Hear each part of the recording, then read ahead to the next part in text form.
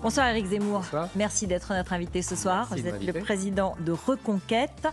7% à l'élection présidentielle, 4% aux élections législatives. Ça existe encore, Reconquête?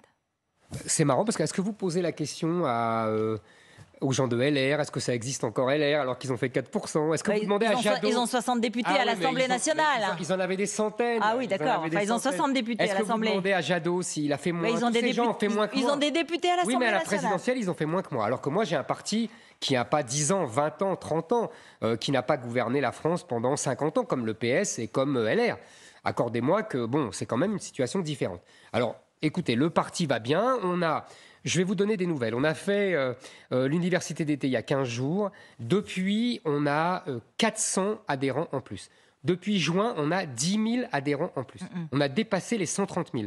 Bon, mais il y a des gens qui sont partis, il y a des gens qui ont claqué la porte, qui ont dit que vous gouverniez de façon... Vous avez verrouillé la manière de gérer le parti. Vous savez, ça me fait rire, moi qui ai été journaliste politique. J'ai toujours envie de leur raconter comment ça se passait au RPR. Est-ce que Chirac verrouillait ou ne verrouillait pas? Ça m'amuse. Un parti, c'est pas quelque chose qu'on balance comme ça. Il y a un président, il nomme son bureau exécutif, c'est normal. Vous, comme moi, vous étiez un journaliste politique, vous savez comment ça se passe dans les partis. Il y a des gens qui sont pas contents, il y a des égos, il y a des vanités, il y a tout ça, c'est la vie, quoi, la vie politique. Voilà, alors moi, je suis toujours journaliste et vous me dites que vous n'êtes plus journaliste, vous êtes vraiment un homme politique aujourd'hui. Ah bah, écoutez, en tout cas, je suis président d'un parti politique, Oui. voyez. Mais j'utilise encore ma réflexion, hein, ne croyez pas. Je suis resté quand même, j'observe la vie politique, j'observe, et je suis en même temps un acteur. C'est ça qui est bien. Je marche sur mes deux jambes. Parce que, je vais vous dire, et là, plus sérieusement, les partis politiques, depuis des années, ça n'a pas toujours été le cas, mais ont abandonné complètement la réflexion intellectuelle. Vous m'accordez que ça n'a pas toujours été le cas. Le Parti socialiste, dans les années 70, avait une réflexion brillante. Même le RPR, dans les années 70, 80. Depuis, c'est vraiment en déshérence de tous les côtés. Donc vous voulez rester un parti intellectuel? Moi, je veux... Intellectuel, c'est peut-être un grand mot, mais je veux une réflexion. Je veux qu'on forme des jeunes. Je veux qu'on réfléchisse. Je veux qu'il y ait des gens qui viennent nous expliquer, nous faire des cours, etc. Moi-même, je suis allé la semaine dernière à Strasbourg, en Alsace, parler de l'école. Alors, parlons de l'actualité, parce que vous observez, vous regardez. Giorgia Meloni, elle a gagné en Italie. Pourquoi vous avez perdu? Parce que vous n'étiez pas une femme? Parce que les femmes politiques, ça marche. C'est drôle comme question, ça marche bien. Oui, c'était pas tout à fait votre avis pendant longtemps. C'est un des débats qu'on a déjà eu. C'est un débat qu'on a déjà eu pendant... Mais c'est plus le sujet. On reprendra ce sujet-là en privé. Là, Giorgia Meloni, a gagné. Pourquoi je n'ai pas gagné? Si vous voulez, la situation géopolitique n'était pas la même. En mars, le sujet que je portais, c'est-à-dire le sujet de l'identité, de l'immigration, a été balayé par la guerre en Ukraine. Aujourd'hui, vous voyez bien que ce soit en Italie, mais aussi c'était en Suède 15 jours plus tôt, les campagnes se sont faites sur quoi? Sur le sujet de l'identité, de l'immigration et de la sécurité. La guerre en Ukraine continue bien et sûr. la question russe et ukrainienne continue. Vous avez tout à fait raison, bien sûr. Sauf que l'impact médiatique est différent. On ne parle pas que de la guerre en Ukraine comme ça s'est passé en mars. Et donc, évidemment, que les gens qui font campagne sur mes thèmes, parce que, accordez-moi, que Mme Meloni a fait campagne sur les mêmes thèmes que moi. Elle dit « je suis contre la théorie du genre, je suis contre l'islamisation du pays ». Elle a fait une campagne identitaire, contrairement à d'autres. Bon. Eh bien, évidemment qu'elle gagne, parce que les gens se retrouvent avec les mêmes sujets. Oui, mais alors, donc c'est l'extérieur. C'est à cause du fait qu'on a beaucoup parlé de la Russie et de l'Ukraine. Vous ne vous dites pas, moi, je n'ai pas réussi à être assez empathique, à être assez, à communiquer, à incarner ce que Meloni, par exemple, a incarné. Je pense pas. Elle est très bien, Meloni. Hein, non, mais ce que je veux dire, c'est que vous faites pas. Quand vous faites la comparaison, vous ne dites pas. Non, là, moi, j'ai pas fait ça, j'ai pas réussi ça. Franchement, je ne pense pas. Je pense au contraire qu'on est quand même très proche. D'ailleurs, toute la presse le dit. Meloni est beaucoup plus proche de moi que du Rassemblement national. D'ailleurs, le Rassemblement national lui-même le dit. Ils disent qu'elle est trop conservatrice, trop à droite, trop libérale, et que c'est pas leur tasse de thé. Donc voilà, non, je pense que c'est uniquement un contexte, mais c'est important le contexte. Oui, on va y venir. Mais bon, juste un mot, ça veut dire que vous vous dites pas, moi j'ai manqué d'empathie, j'ai manqué de savoir-faire, de charisme, de tout ce qui fait la politique charnelle et la réussite dans ces cas-là? Est-ce que vous avez vu mes meetings pendant la campagne présidentielle? Oui, il y avait du monde. Vous trouvez qu'il n'y avait pas d'enthousiasme? Vous trouvez qu'il n'y avait pas de chaleur? Vous trouvez que c'était froid comme ailleurs? Non. Je pense franchement que la campagne a été absolument magnifique. C'est pas la campagne qui a fait le score. Donc il faut trouver autre chose. Donc c'est peut-être le candidat ou les idées. Alors on va venir. La question de la politique étrangère, évidemment. Vous dites c'est ça qui est arrivé. C'est vrai que en septembre, en décembre 2022, vous aviez dit je prends le pari que la Russie n'envahira pas l'Ukraine. Bon. Okay. Je ne devrais pas prendre de pari. Non, mais je vous signale. En gros, vous avez eu tout faux sur cette question. J'ai eu faux là-dessus. Mais accordez-moi quand même que je n'étais pas le seul. Personne, à part les services secrets américains, n'imaginait cette guerre. Emmanuel Macron a dit qu'il n'y aurait pas de guerre. Zelensky lui-même, le président ukrainien, disait que les Russes n'attaqueraient pas. Seuls les services secrets américains disaient le contraire. Mais comme ils avaient tellement menti pendant des années sur la guerre en Irak, etc., donc je ne les ai pas crus, comme tout le monde. Enfin, c'est pas ça, c'est votre... Enfin, je veux dire, c'est votre raisonnement personnel et un peu votre idéologie, peut-être, qui vous a dicté cette analyse, non? Mais pas du tout. Moi, vous savez... Alors, écoutez, mettons à plat. Moi, je suis ni pro-russe, ni pro-Poutine, je suis pro-France. J'essaye de faire une analyse géostratégique en fonction des intérêts de la France. Qu'est-ce que c'est que les intérêts de la France? C'est en fonction de sa géographie. Vous savez, vous connaissez le mot célèbre, on fait la politique de sa géographie. Et la géographie de la France, nous sommes en Europe. La Russie est aussi en Europe. Nous sommes à un bout, ils sont à l'autre bout. La Russie ne va pas déménager. Oui. Donc j'essaye de développer depuis des années, et pendant cette campagne aussi, la stratégie que nous impose notre géographie. La stratégie du général de Gaulle. D'accord, mais vous n'avez pas changé là, face à la situation. Avec tout ce qui s'est passé, vous ne changez pas de raisonnement. Attendez, laissez-moi répondre. Donc, je continue de penser que c'est là l'intérêt de la France, parce que c'est l'intérêt que lui dicte sa géographie. Nous sommes deux puissances nucléaires, nous sommes deux grands pays aux deux extrémités de l'Europe. C'est d'être l'allié de la Russie, c'est Attendez. Le général de Gaulle, lui aussi, a poursuivi cette idée-là, alors qu'il y avait Staline au pouvoir. Puis Jacques Chirac, souvenez-vous, contre la guerre en Irak, avec Poutine et avec l'Allemand Schröder. Puis Nicolas Sarkozy. Puis même Emmanuel Macron. En vérité, Emmanuel Macron, accordez-moi une chose, c'est que quand il essaye aussi de garder le contact, et il a raison, quand il dit il ne faut pas humilier... Il fait peut-être preuve de naïveté. Non, il ne fait pas preuve de naïveté. Il suit la politique de la France depuis 100 ans. C'est comme ça. D'accord. Donc maintenant, alors, il faut dire maintenant, la situation est nouvelle. Je vous l'accorde volontiers. Non mais bien sûr. Ah bah oui, mais si vous voulez, qu'est-ce que c'est que la politique étrangère? C'est à la fois une constante. Regardez tous les grands chefs d'État, ils ont une ligne constante et ils essayent de s'adapter en fonction des circonstances. Là, je vous accorde que cette ligne que je vous ai tracée, qui est la ligne de la France, et encore une fois que même Emmanuel Macron essaye de poursuivre, est très difficile et que dans les circonstances actuelles, on le met un peu au rencard parce que cette position idéale n'est plus possible. Je pense que c'est dommage et c'est malheureux pour la France. Et que c'est dommage et que c'est malheureux pour l'Europe. Vous savez, quand François Mitterrand, après la chute du mur de Berlin, a proposé une confédération, c'était une idée gaulienne, qui allait de l'Europe, de l'Atlantique à l'Oural. En intégrant l'URSS. À l'époque, vous voyez, c'était encore l'URSS. Donc c'est vous dire. Ça avait choqué. C'était pire. Non. Mais c'est pour vous dire que maintenant, évidemment, vous avez raison, on n'est plus dans cette situation-là. On a cette guerre. Malheureusement, parce que la guerre est terrible, il y a des morts par centaines en Ukraine, des morts russes, des morts ukrainiens. C'est par milliers, c'est une horreur. Et en plus, on a maintenant des risques de guerre nucléaire. Tous les jours, ça monte en puissance, comme toujours la guerre d'ailleurs. Vous savez, on l'a appris depuis longtemps. C'est toujours une montée aux extrêmes. Donc c'est très dangereux. Donc c'est pour ça que je pense que la politique étrangère de la France était une bonne politique. Bon, maintenant, ce n'est plus possible pour l'instant. Donc on reste chacun de notre côté. Il faut tout faire pour arrêter cette guerre. C'est ce qu'essaye lui-même Emmanuel Macron. Moi, en l'occurrence, je ne me mets dans la ligne de la politique française depuis 50 ans, depuis 75 ans. Enfin, lui, il soutient aujourd'hui l'Ukraine avec l'Europe et l'Union européenne. Mais toute l'Europe soutient l'Ukraine. Voilà. Toute l'Europe soutient l'Ukraine parce que l'Ukraine a été agressée. Vous, Éric Zemmour, je soutiens l'Ukraine. Toute l'Europe soutient. En 2014, vous avez écrit un papier qui s'appelait « L'Ukraine n'existe pas », au moment, justement, de l'invasion du Donbass. Ma chère Ruth Elkré, je parlais exactement comme Solzhenitsyn, qui disait que c'était le même peuple, qu'ils étaient frères. Encore une fois, c'est le produit de l'histoire. Maintenant, ce qui est vrai, et ce que j'observe dans cette guerre, et ce qui est déjà arrivé d'ailleurs dans l'histoire, on a beaucoup dit, par exemple, que l'Allemagne avait créé son sentiment national dans les guerres contre Napoléon.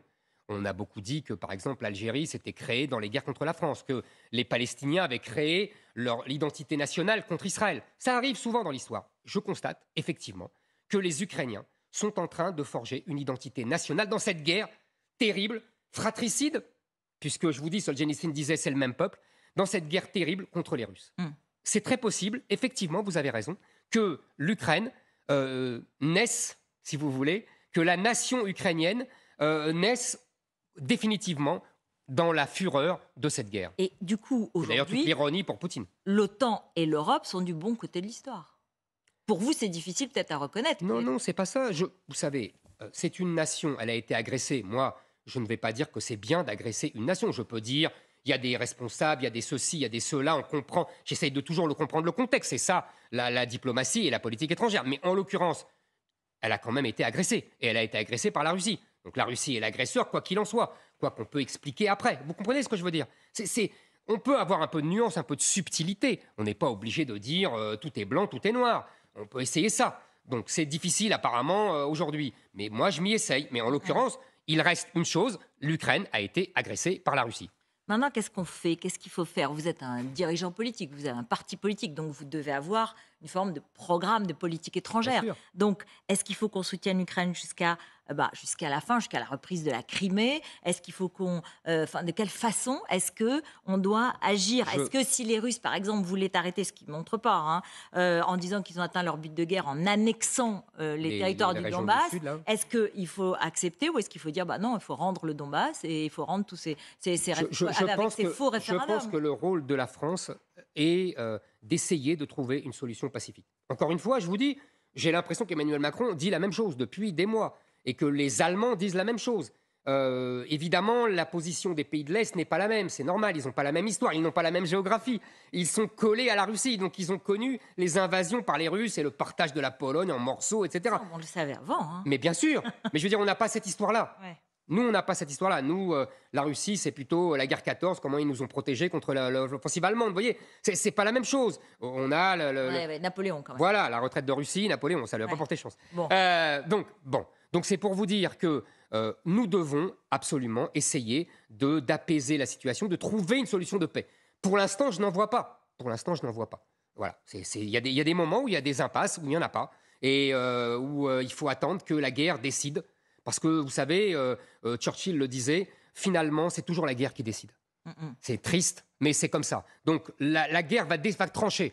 Est-ce que, vous avez raison, les Ukrainiens vont continuer leur offensive et faire reculer la Russie ? Et dans ce cas-là, ça sera un événement colossal, digne, vous savez, de la défaite de la Russie en 1905 contre le Japon, qui avait été un événement qui avait ébranlé, d'ailleurs, qui était à l'origine de la révolution de 17, bien plus tard. Donc peut-être que ça sera ça, et peut-être que Poutine, dans ce cas-là, perdra le pouvoir, puisqu'il aura une défaite. Peut-être qu'il va reconquérir une partie, peut-être qu'il se contente aujourd'hui de ce que vous aviez dit, c'est-à-dire les terrains du Sud, Donbass et tout ça, qu'il a annexé. Pour l'instant, je pense qu'on ne peut pas le savoir. Juste un mot quand même sur les sanctions, parce qu'on entend un discours que certains peuvent qualifier de démoralisation de l'arrière, sur le thème les sanctions, attention, on est bien gentil, on les fait, mais en fait, c'est nous qui en souffrons le plus. Vous le tenez, ce discours ? C'est pas faux.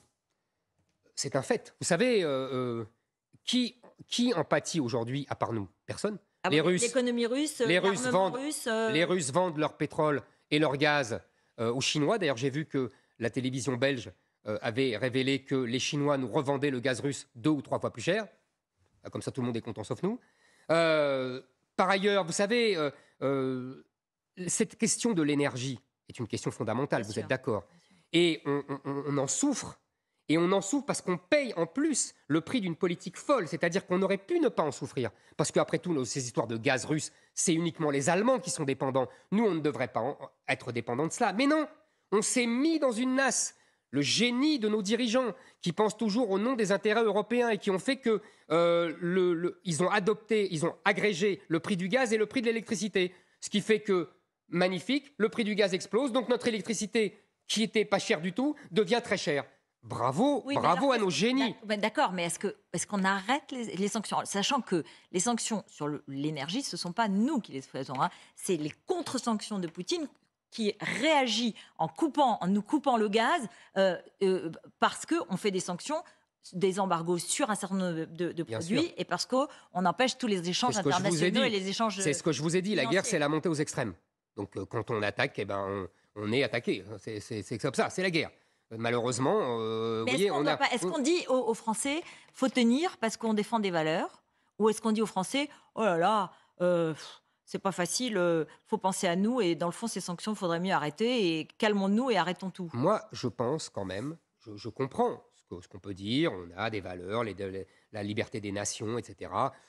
D'ailleurs, je note que tous les gens qui défendent la liberté des nations pour l'Ukraine ne la défendent pas pour la France. Mais c'est une autre discussion. Il n'y a pas eu d'agression militaire contre la France. Non, absolument. Mais il y a un autre type d'agression. Non, on ne peut pas comparer. On ne peut pas comparer, vous avez tout à fait raison. Mais il y a un autre type d'agression et un autre type d'attaque de la France. Mais on va en parler, je pense, puisqu'on va parler de l'Italie. Donc, si vous voulez, ces sanctions-là, moi, je veux bien, mais il faut quand même penser à nous.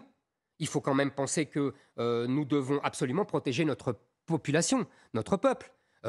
Et donc, qu'est-ce qu'on fait? Qu'est-ce qu'on fait? Ça veut dire que vous dites qu'on arrêterait les sanctions? C'est ça que je veux vous dire. C'est parce que, bien sûr, tout le monde veut protéger son peuple. D'ailleurs, le gouvernement prend des mesures. Absolument. Il fait un bouclier tarifaire sur l'électricité. Qui nous coûte très cher. Qui nous coûte très cher. Oui, bien sûr. Bien sûr. Oui. Mais donc, mais moi, si vous voulez, ce que je veux dire, c'est qu'on aurait pu éviter tout cela. Il faut quand même toujours pointer les responsabilités. Si vous voulez, on n'était pas dépendant du gaz russe. Vous comprenez ce que je veux dire? On avait notre énergie nucléaire qui avait été forgée par le général de Gaulle, par Georges Pompidou, par Valéry Giscard d'Estaing. Et on pouvait tenir très bien comme ça. On a méprisé, dédaigné notre énergie nucléaire. Et en plus, on a agrégé le prix de l'électricité au prix du gaz. Moi, je reviens à cela, pardonnez-moi, parce que je pense que c'est très important. Ce que j'ai envie de savoir, c'est qu'est-ce qu'on fait.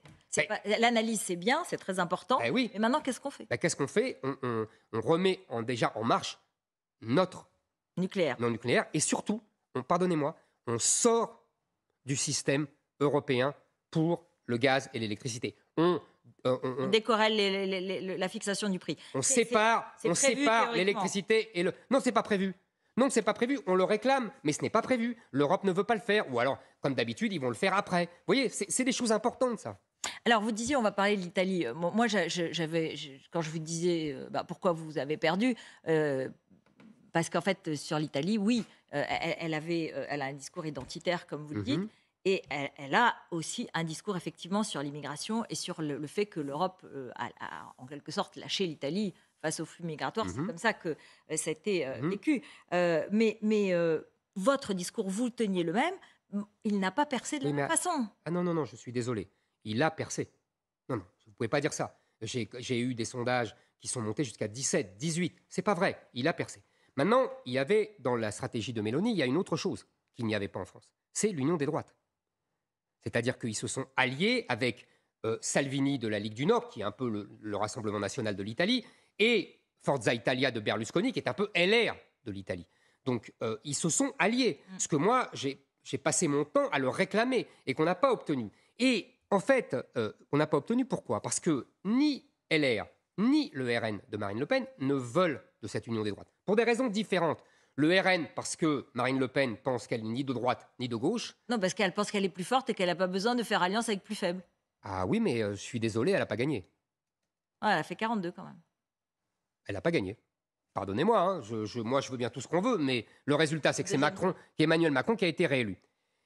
Pourquoi je vous dis ça? Pourquoi je pense que l'union des droites est importante? Parce qu'aujourd'hui, vous savez, le clivage droite-gauche s'est toujours adapté. Il est né sous la Révolution française, tout le monde connaît l'histoire, et il a eu des thèmes fédérateurs. Avant, c'était les institutions, la République, la monarchie. Après, ça a été le social, l'économique, quand il y avait les communistes. Donc les libéraux étaient à droite et les socialistes étaient à gauche. Aujourd'hui, je pense que le clivage est autour de l'identité. C'est-à-dire que, et de droite, celui qui ne veut pas voir disparaître la France. Et de gauche, comme on l'a vu à la présidentielle et aux législatives, celui qui vend son pays aux islamo-gauchistes. Nous l'avons très bien vu. Aujourd'hui, le clivage, il est là. Et même les gens, les électeurs, par exemple, du Rassemblement national, qui venaient, pour certains, de la gauche, aujourd'hui sont de droite, parce qu'ils veulent défendre et ils veulent empêcher que leur pays disparaisse. Je pense que c'est ça le clivage aujourd'hui, et qu'on est sorti. On a eu un clivage populiste dans les années 2014. Vous savez, il y a des vagues, européennes, occidentales. Moi, je ne pense pas.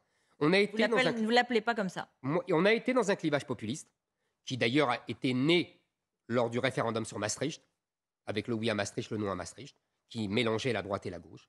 On a eu l'acmé de cette vague populiste en 2014, avec Trump, le Brexit, etc. Et je pense aujourd'hui que nous sommes sortis de cela. C'est-à-dire qu'aujourd'hui, le vrai critère, on le voit en Italie, on l'a vu aussi en Suède, le vrai critère, c'est l'identité des nations. Est-ce que les nations européennes veulent rester européennes ou est-ce qu'elles acceptent leur soumission à l'évolution de la démographie, c'est-à-dire le grand remplacement des peuples européens par des peuples venus du sud de la Méditerranée. Je voudrais un exemple concret. Dans Le Parisien ce matin, il y a une note qui révèle qu'il y a une forme d'offensive islamiste sur l'école, avec un encouragement à porter des tenues religieuses, à faire des prières dans l'école, et c'est une inquiétude pour l'éducation nationale. Il y a des gens, Bernard Ravet, l'ancien proviseur du collège de Marseille, qui lance un appel, une alerte là-dessus. Bon, j'imagine bien sûr que vous le dénoncez, comme moi, comme d'autres. Mais qu'est-ce que vous feriez si vous étiez au pouvoir aujourd'hui? Alors là, écoutez, je l'ai dit pendant toute la campagne. Non mais concrètement, là. Concrètement. On s'est moqué de moi quand j'ai dit il faut rétablir la blouse. J'avais ma petite idée. C'était pas seulement pour revenir au temps de mon enfance. La blouse ou l'uniforme, peu importe. Mais vous avez compris maintenant. C'est que je voulais empêcher toute islamisation du vêtement. On a interdit le voile à l'entrée des écoles. Ils rentrent par d'autres vêtements, les abayas, les camis, etc. Avec une blouse ou avec un uniforme, ce n'était pas possible. Deuxièmement, j'ai proposé, et je continue de proposer, l'interdiction du voile dans les universités. On me répond, ils sont majeurs, etc. Ça ne me gêne pas, puisque moi, je l'interdis aussi dans la rue. C'est impossible. Je ne suis pas d'accord. On a enfermé 60 millions de Français pendant 6 mois. Ceux qui sortaient étaient surveillés par la police pendant le confinement du Covid. C'était impossible, ça ? Alors vous allez me dire qu'on ne peut pas empêcher quelques milliers de femmes qui sont voilées. Ben si, on peut leur interdire. Et au moins, même si je vous accorde qu'il y aura des gens qui ne voudront pas respecter cette loi et tout ça, on sait que c'est interdit. C'est important moralement, c'est important symboliquement. On sait que c'est interdit. Donc évidemment à l'école, mais aussi partout. Je suis très frappé d'une chose. Vous avez vu, en ce moment, il y a des émeutes en Iran. Parce que justement, elles ne veulent plus porter leur voile. Et les mêmes qui, ici, disent, Emmanuel Macron compris, je tiens quand même à le rappeler, qui ont dit, mais pas du tout, le voile peut être un geste féministe de liberté, mais là, oxymore magnifique. Dit comme ça. En Iran, il l'a dit comme ça, cher Ruth El-Kriev. Il l'a dit, c'est un geste féministe, je vous assure. Il ne l'a pas dit à chaque fois, parce qu'il a dit le contraire une autre fois, mais il l'a dit comme ça. Et en tout cas, la gauche qui, elle, défend le droit de porter le voile partout, qu'est-ce qu'elle fait en Iran maintenant? Elle explique que c'est formidable, ces femmes qui se dévoilent et tout. Il faut choisir. On ne peut pas être Mahomet à Paris et Voltaire à Téhéran. Ça, c'est pas possible. Il faut choisir. Donc moi, j'ai choisi. Et c'est moi qui suis le plus cohérent. Alors bon, c'est vrai que concrètement, ce serait extrêmement compliqué parce que c'est une atteinte à la liberté d'expression, à la liberté de croyance. Et donc, je ne sais pas si matériellement, ce que vous dites serait possible, mais en tout cas, on parle de l'école et à l'intérieur de l'école. On l'a bien fait à l'école, en tout cas. Vous êtes d'accord? Oui, bien sûr. Et vous avez vu que maintenant, c'est tourné. Vous avez vu que beaucoup de filles l'enlèvent à l'entrée de l'école et le remettent avec la complicité de certains professeurs. D'ailleurs, le France Insoumise, il faut le dire, et d'autres qui renoncent. Parce qu'ils en ont marre de se battre. Un mot sur les retraites, parce que vous avez vu que c'est un des sujets qui est maintenant dans l'air et qui revient, qu'Emmanuel Macron veut remettre finalement à l'agenda. Et il y aura peut-être la possibilité qu'il passe par un projet de loi de finances rectificative de la sécurité sociale en janvier prochain.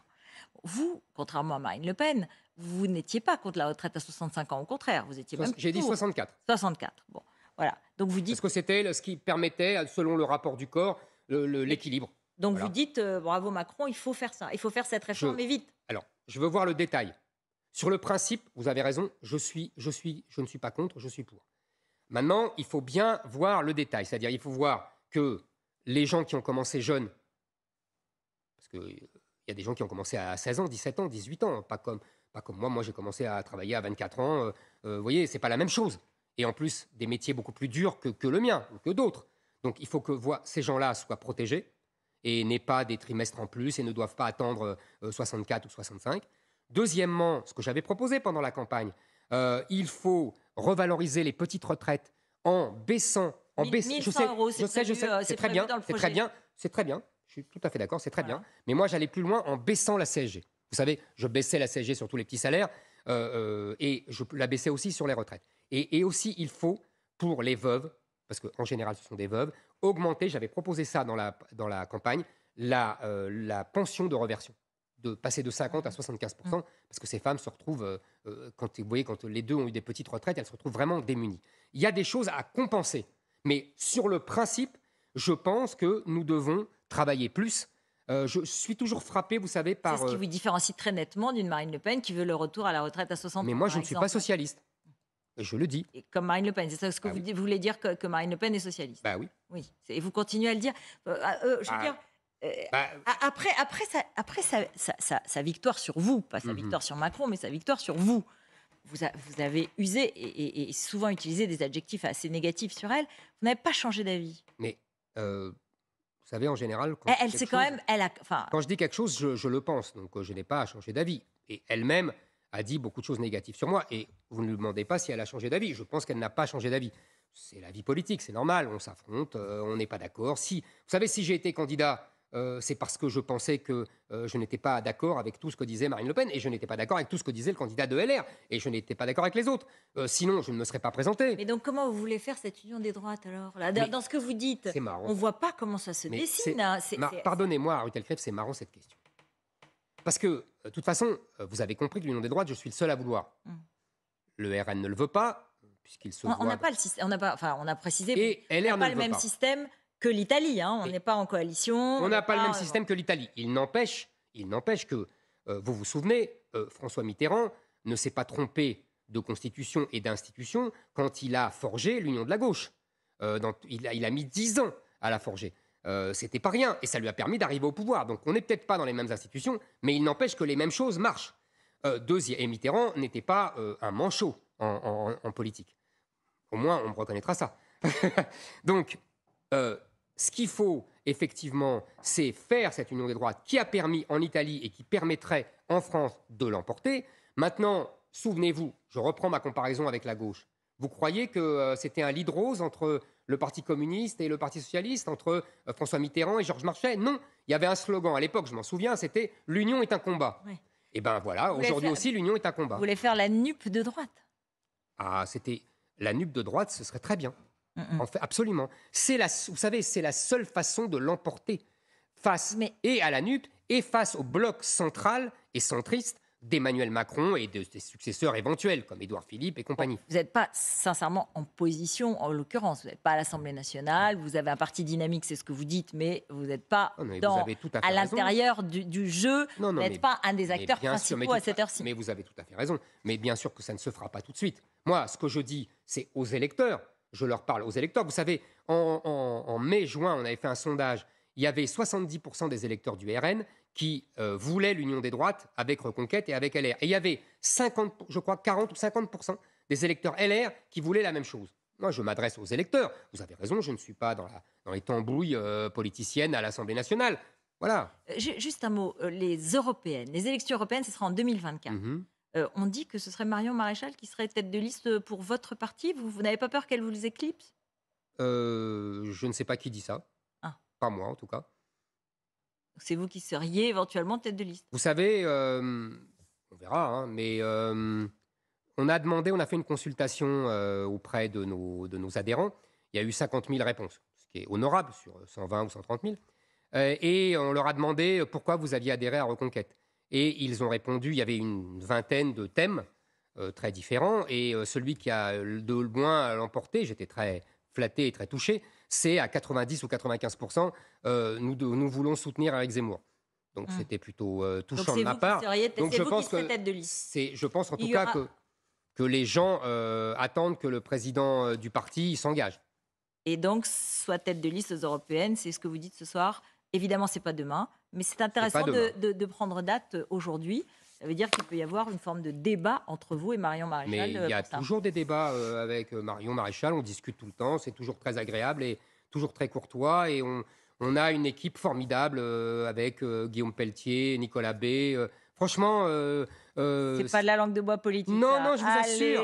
Je vous assure. On peut avoir des désaccords. Mais c'est toujours dans une bonne ambiance. Merci Éric Zemmour. Merci d'être venu sur notre plateau.